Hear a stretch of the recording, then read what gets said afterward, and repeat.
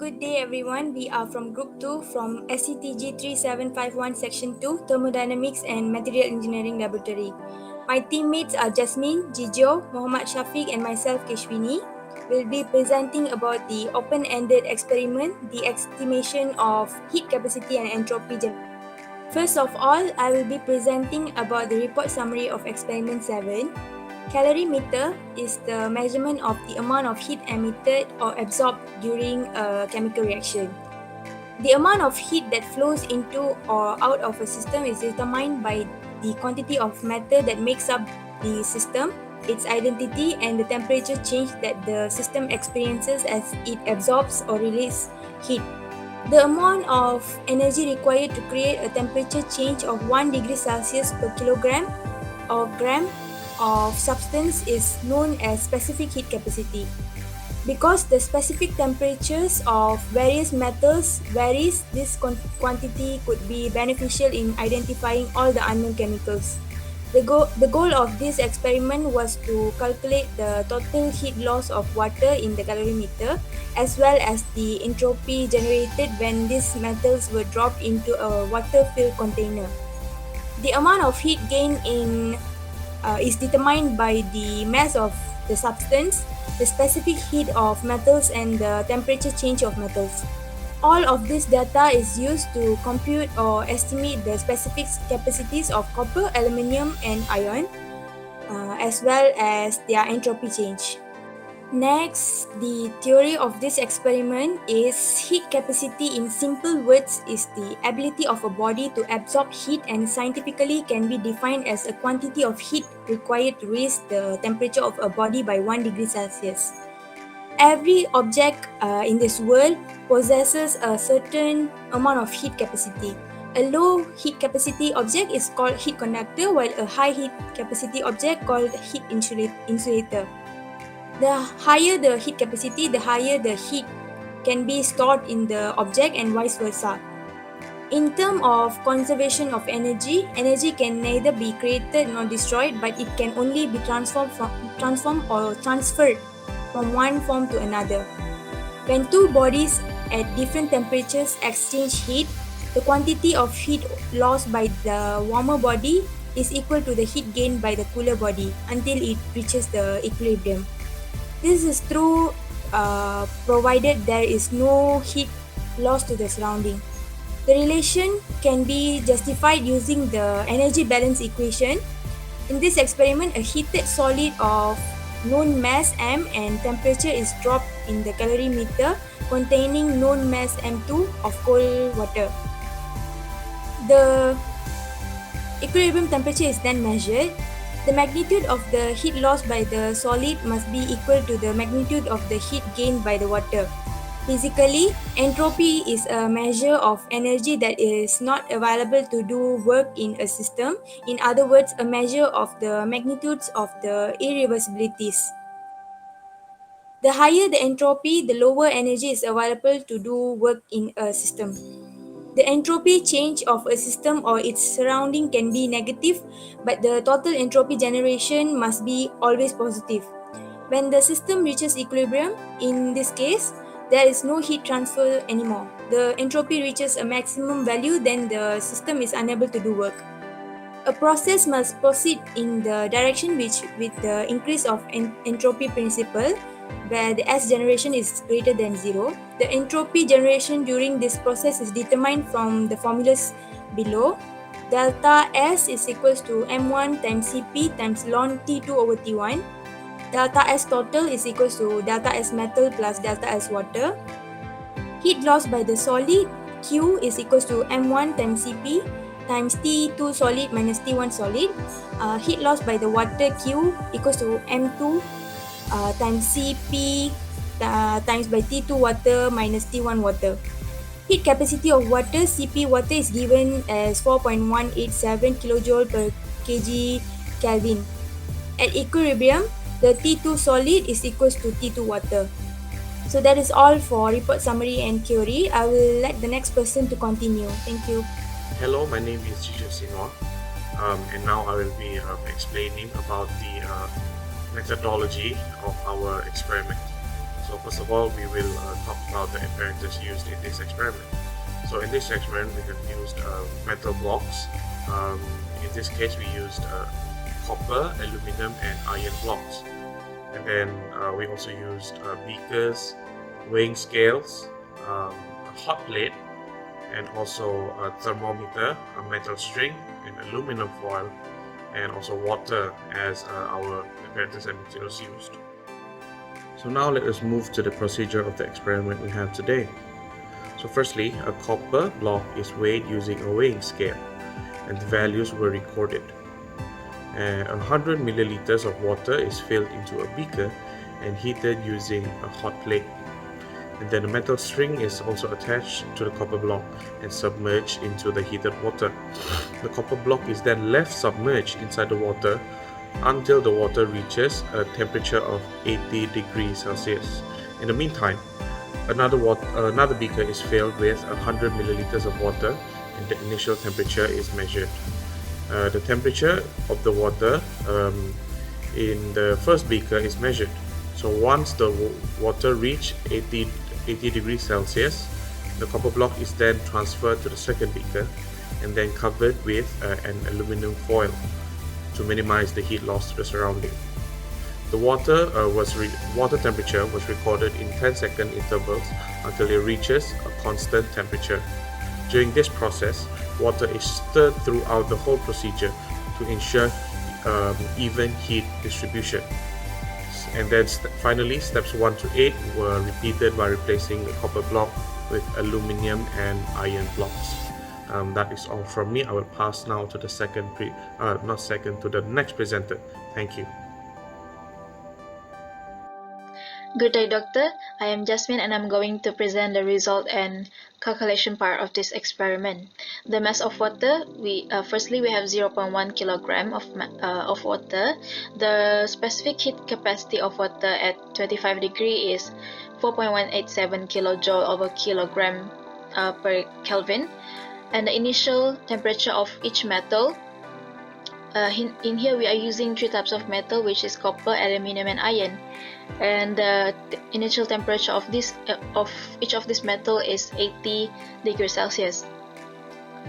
And these are the data tabulated from the time 0 to 200 seconds, and the temperatures for each of the metal are recorded as follows. And when they reach equilibrium temperature, it is recorded that the equilibrium temperature for copper is 32 degrees Celsius, for aluminium is 31 degrees Celsius, and for iron is 33 degrees Celsius. And the specific heat capacity of metal at 25 degrees Celsius, it is found that it is 0.5296 kilojoule per kilogram per Kelvin. And as for aluminium, we have 1.3563 kilojoule per kilogram per Kelvin, and for iron is 0.64496 kilojoule per kilogram per Kelvin. As for the entropy change of metal, for copper is negative 0.0089 kilojoule per Kelvin. For aluminium is negative 0.007658 kilojoule per Kelvin, and for iron is negative 0.010178 kilojoule per Kelvin. Entropy change of water, it is stated that 0.0972 kilojoule per Kelvin. As for aluminium part, 0.00834 kilojoule per Kelvin, and as for iron is 0.01186 kilojoule per Kelvin. So the total entropy generated for all of this, as for copper, 0.000796 kilojoule per Kelvin. For aluminium, 0.00684 per Kelvin, kilojoule per Kelvin, and for iron, 0.00908 kilojoule per Kelvin. So these are the calculations that we did to get the specific heat capacity of each of the metal, the entropy change for each of the metal, and also the entropy change for what they use with the metal. and finally the total entropy generated. So firstly, we calculated the specific heat capacity of the metal. In order to find the specific heat capacity of metal, we use this equation where heat lost by the solid is equals to heat gained by water. Heat lost by solid is also equals to mass of metal times the specific heat capacity of metal times the change in temperature of metal. And this we equals it to the heat gain by water, which is also the mass of water times the specific heat capacity of water times the temperature change in water. We then substitute all the values in this equation, and we get the specific heat capacity of the metal. In here, we calculated the specific heat capacity for copper, and we get 0.52958 kilojoule per kilogram per Kelvin. As for the entropy change for the metal, it is equals to the mass of metal times the specific heat capacity of metal times ln in bracket T final over T initial. And for copper, we get negative 0.00982 kilojoule per Kelvin. As for the entropy change for water used with the metal, it is equals to mass of water times the heat capacity of water times the times ln in bracket T final over T initial of water. And in this we substitute all the values, and we get 0.00972 kilojoule per Kelvin. As for the total entropy generated, it's equals to the entropy change for metal and plus the entropy change for water. As for in this one, we calculated for copper, we get 0.0008 kilojoule per Kelvin. So we have to repeat all this calculation for aluminum and also for iron. So lastly, we've calculated the percentage error for the between the theoretical specific heat capacity of metal and the experimental specific heat capacity of metal at 25 degree. To find it, we are using this equation, which is percentage error equals to modulus theoretical value minus experimental value over the theoretical value times 100. This is the example of calculation that we find for copper. So this one we are using we put in the theoretical value of copper minus the experimental value of copper over the theoretical value of copper times 100, and we get 37.55%. And for we did the same thing for aluminium and iron as well. For aluminium, the percentage error is 50.70%. For iron is 45.26% of percentage error. That's all for calculation. We will move on to discussion, and it will be presented by my other team member. Thank you. So I will present the discussion part. First of all, this is a bar of heat capacity for three different metal, which is iron, aluminium, and copper. So the red color represent the theoretical value, while the blue color represent the experimental value. As you can see, the experimental value is slightly different from the theoretical value, maybe due to some error during the experiment. So moving on. So what is the total entropy generated during the above process? So basically, the total entropy of a system is either increase or remain constant in any process. It never decreases. If a reversible process occurs, there is no net change in entropy. And also in an irreversible process, entropy always increases, so the change in the entropy is positive. So this experiment have the positive value of the total entropy for all the metals because it is due to the error that occur. and then it should be 0 because this process is reversible. Example, the temperature of the water will be decreased as the time increase and the metal still can be heated back.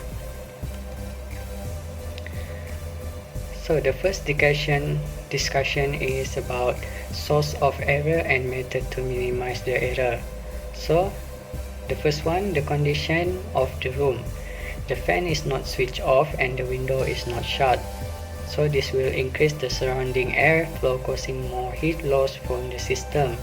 And then the calorimeter is not properly insulated, so there is a big chance that heat is lost to the surrounding.